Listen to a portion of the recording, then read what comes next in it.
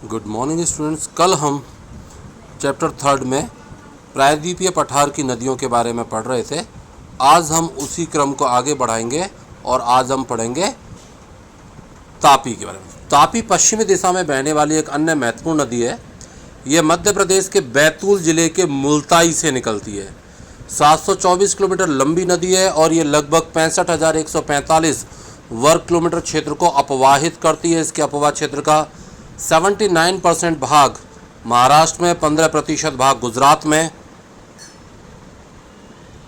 मध्य प्रदेश में तथा शेष 6% भाग गुजरात में पड़ता है। अरावली के पश्चिम में लूनी नदी राजस्थान का सबसे बड़ा नदी तंत्र है। पुष्कर के समीप दो धाराओं में सरस्वती और सागरमती के रूप में उत्पन्न होती है, जो गोविंदगढ़ के निकट आपस में मिल जाती हैं।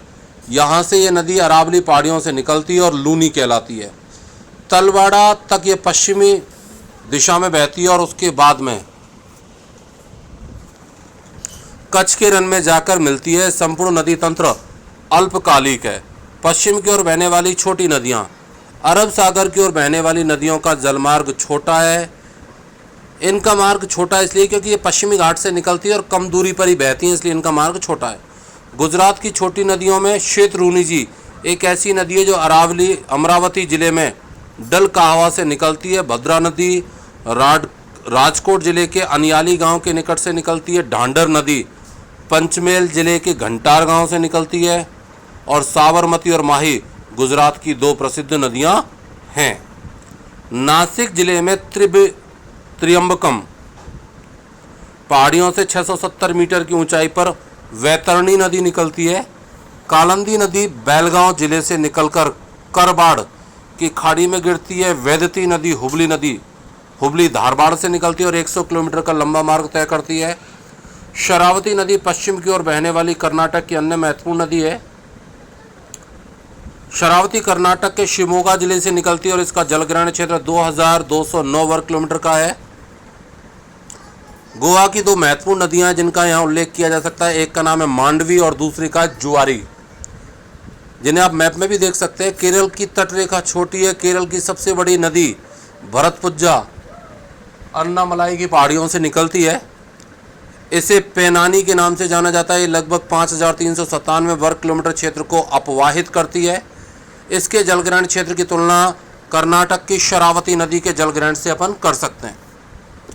पेरियार केरल की दूसरी महत्वपूर्ण नदी है। इसका जलग्रहण क्षेत्र लगभग 5,243 वर्ग किलोमीटर में फैला है। यस्थापुजा और पेरियार नदियों के जलग्रहण क्षेत्र बहुत कम अंतर है। केरल की अन्य उल्लेखनीय नदी पांबा है, जो कि उत्तरी केरल में 177 किलोमीटर लंबा मार्ग तय करती हुई बेमनाथ झील में जाके गिरती है।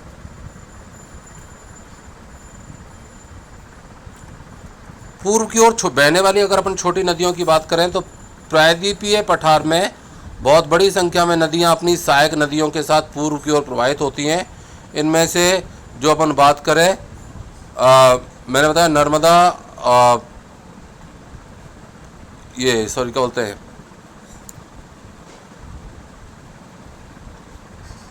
महानदी, गोदावरी, ये सारी की सारी छोटी होने के बावजूद में इन नदियों का अपना महत्व है। जैसे स्वर्णरेखा, बैतरणी, ब्राह्मणी, बामसधारा, पेन्नार, पालर, बैगई महत्वपूर्ण नदियां हैं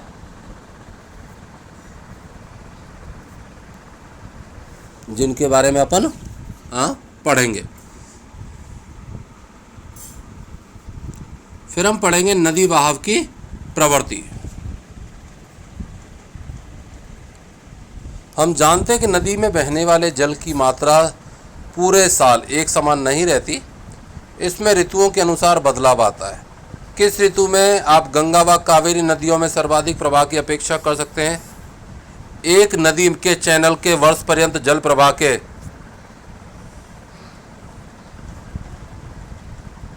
प्रारूप को नदी बहाव प्रवृत्ति कहा जाता है। उत्तर भारत की हिमालय से निकलने वाली नदियां 12 मासी हैं, क्योंकि अपना जल बर्फ पिघलने तथा वर्षा होने से प्राप्त करती हैं। दक्षिण भारत की नदियां हिमनदों से नहीं निकलती। इनमें बहाव प्रवृत्ति में उतार चढ़ाव देखा जा सकता है। इनका बहाव मानसून ऋतु में काफ़ी ज़्यादा बढ़ जाता है। इस प्रकार दक्षिण भारत की नदियों में बहाव की प्रवृत्ति वर्षा के द्वारा नियंत्रित होती है। प्रायद्वीपीय पठार में एक स्थान से दूसरे स्थान पर यह भिन्न है। जल विसर्जन नदी के समय अनुसार जल प्रवाह के आयतन का माप है। इसे क्यूबिक या क्यूमैक्स में मापा जाता है। गंगा नदी में न्यूनतम जल प्रवाह जनवरी में और जून अवधि के दौरान होता है। अधिकतम प्रवाह अगस्त और सितंबर में होता है, क्योंकि इस समय गर्मी पड़ने के कारण से बर्फ भी तेजी से पिघल रही होती है और बारिश तो होती है ही। सितंबर के बाद में प्रवाह में लगातार कमी होती चली जाती है। इस प्रकार इस नदी की वर्ष ऋतु में जल प्रवाह की प्रवृत्ति मानसूनी होती है। गंगा द्रोणी के पूर्व व पश्चिम को की जल बहाव की प्रवृत्ति चौंकाने वाले अंतर आते हैं। बर्फ पिघलने के कारण गंगा नदी का प्रवाह मानसून आने से पहले ही काफ़ी बड़ा होता है। फरक्का में गंगा नदी का औसत अधिकतम जल प्रवाह 55,000 क्यूसेक्स है, जबकि न्यूनतम औसत केवल 1300 क्यूसेक्स है। जल प्रवाह के इतने अंतर के लिए कारक उत्तरदायी मैंने आपको बताया, वर्षा काल में पर्याप्त मात्रा में खूब पानी मिलता है, जबकि दूसरे काल में पानी की उपलब्धता बहुत कम होती है। प्रायद्वीपों की नदियों की प्रवृत्ति हिमालय की नदियों की तुलना में रोचक अंतर प्रस्तुत करती है। नर्मदा नदी में जल विसर्जन का स्तर जनवरी से जुलाई माह में बहुत कम रहता है, लेकिन अगस्त में इस नदी का जल प्रवाह अपने अधिकतम हो जाता है।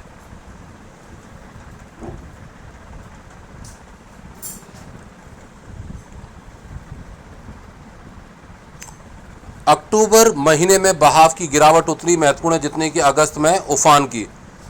गरुड़ेश्वर में दर्ज इस नदी के बहाव के आंकड़े बताते हैं कि इसका अधिकतम बहाव 2300 क्यूसेक्स तथा न्यूनतम बहाव 15 क्यूसेक्स है। गोदावरी में न्यूनतम प्रवाह मई में तथा अधिकतम जुलाई अगस्त में होता है। अगस्त माह के पश्चात इसके प्रवाह में भारी कमी आती है, लेकिन फिर भी अक्टूबर और नवंबर में प्रवाह का आयतन जनवरी और मई के प्रवाह की तुलना में अधिक होता है। पोल्लावरम में गोदावरी नदी का औसत अधिकतम विसर्जन 3200 क्यूसेक्स तथा न्यूनतम केवल 50 क्यूसेक्स है। ये आंकड़े नदी की प्रवाह की प्रवृत्ति की जानकारी देते हैं। देखिए, इतने लंबी चौड़ी बात पढ़ने के बाद में आपको एक सिर्फ इतनी सी चीज़ याद रखनी है कि बारिश के दिनों में नदियों में जल प्रवाह की मात्रा बढ़ जाती है, शेष काल में ये घट जाती है। यानी अपन कह सकते हैं जुलाई, अगस्त, सितंबर में इनमें जल प्रवाह की मात्रा अधिकतम होती है और दिसंबर के बाद में इनमें ये मात्रा कम होती चली जाती है। नदी जल की उपयोग की सीमा। भारत की नदियां प्रतिवर्ष जल की विशाल मात्रा का वहन करती हैं, लेकिन समय व स्थान की दृष्टि से इनका वितरण समान नहीं है। 12मासी नदियां वर्ष भर जल का वहन करती है, किंतु अनित्यवाही नदियां वो होती हैं जिनमें पर्याप्त मात्रा में पानी नहीं होता, केवल वर्षा काल में बहती हैं। वर्षा ऋतु में अधिकांश जल बाढ़ में व्यर्थ बह जाता है और समुद्र में बह जाता है। इस प्रकार देश का एक भाग में बाढ़ आती है तो दूसरे भाग में सूखा पड़ता है। यह जल उपलब्धता की समस्या इसके प्रबंधन की है कि आप देश में आने वाली बाढ़ और सूखे की। देखिए, प्रधानमंत्री अटल बिहारी वाजपेयी जी ने एक योजना दी थी कि भारत की सभी नदियों को आपस में जोड़ दिया जाए। उसका फायदा ये होता कि जिन क्षेत्रों में बाढ़ आ रही है, क्योंकि भारत के एक हिस्से में बाढ़ आ रही होती है और एक हिस्से में सूखा पड़ रहा था, तो जिन क्षेत्रों में बाढ़ आ रही होती है वो वहाँ की नदियों का पानी उन क्षेत्र की नदियों में आ जाता जिनमें कि पानी की कमी है। एक द्रोणी का जल आधिक्य को जल की कमी वाली द्रोणियों में स्थानांतरित करके इस समस्या को समाप्त अथवा कम किया जा सकता है। बिल्कुल, हमारे देश में नदियों की द्रोणियों को जोड़ने संबंधी कोई योजना बनाई गई थी। बिल्कुल, अटल बिहारी वाजपेयी जी ने बनाई थी। इसके साथ में अटल बिहारी जी के टाइम में जब राजस्थान में भी बीजेपी की सरकार थी, तब वसुंधरा राजे ने भी एक योजना चलाई थी, फिर वो आगे नहीं बढ़ पाई। हमने समाचार पत्र पत्रिकाओं में नदियों को आपस में जोड़ने के बारे में पढ़ा है। मात्र नहर बनाकर गंगा नदी का पानी प्रायद्वीपीय नदियों में स्थानांतरित किया जा सकता है। बिल्कुल किया जा सकता है। जैसे हम देखते हैं सतलज नदी का पानी राजस्थान में इंदिरा गांधी नहर बनाकर राजस्थान में लाया जा सकता है, और आगे भविष्य में हमारा प्रोग्राम है कि इसी इंदिरा गांधी नहर को या राजस्थान नहर को आगे ले जाकर हम कांडला बंदरगाह से मिला दें, तो इससे हमारा बेटा जी क्या होगा, इन नदियों का पानी आपस में जुड़ जाएगा। बिल्कुल बनाया जा सकता है, ये बिल्कुल सही है। हमने इसके दूसरे अध्याय में देखा था कि धरातल के उबड़ खाबड़ होने से उत्पन्न समस्याएं होती हैं। मैदानी क्षेत्रों और पठारी क्षेत्रों में जल को कैसे उठाया जा सकता है? जहाँ कहीं भी ऐसी प्रॉब्लम आएगी वहाँ पर अपन लिफ्ट बनाकर पानी को ऊपर उठाने के लिए हमें लिफ्ट बनानी पड़ती है, जिनमें बड़ी बड़ी मोटरें लगाई जाती हैं उनके द्वारा। मैदानी क्षेत्रों में, पठारी क्षेत्रों में जल को ऐसे उठाया जा सकता है। भारत की नदियों में पर्याप्त जल अधिक है जिसे स्थायी तौर पर स्थानांतरित किया जा सकता है। नदी जल उपयोग के संबंधित निम्नलिखित समस्याओं में अपन किस करेंगे? सबसे बड़ी बात है पर्याप्त मात्रा में जल का उपलब्ध ना होना। ये बात सही नहीं है। भारत में नदियों में पर्याप्त मात्रा में जल होता है, कुछ में होता है, कुछ में नहीं होता है, तो जिनको आपस में जोड़ के अपन पूरा कर सकते हैं। नदी जल काफ़ी मात्रा में हमारे यहाँ प्रदूषित है। नदी जल में बड़ी मात्रा में गाद उत्पन्न हो रही है। ऋतुबंध जल का असमान वितरण, ऋतु के अनुसार हमारे यहाँ वर्षा काल में नदियों में जल बहुत होता है, शेष काल में जल का अभाव पाया जाता है। राज्य के बीच में नदी जल विवाद, एक राज्य से दूसरे राज्य में जब नदी जाती है तो जल के बंटवारे पर विवाद चलता है। ऐसा आपने कावेरी नदी जल विवाद के बारे में पढ़ा होगा।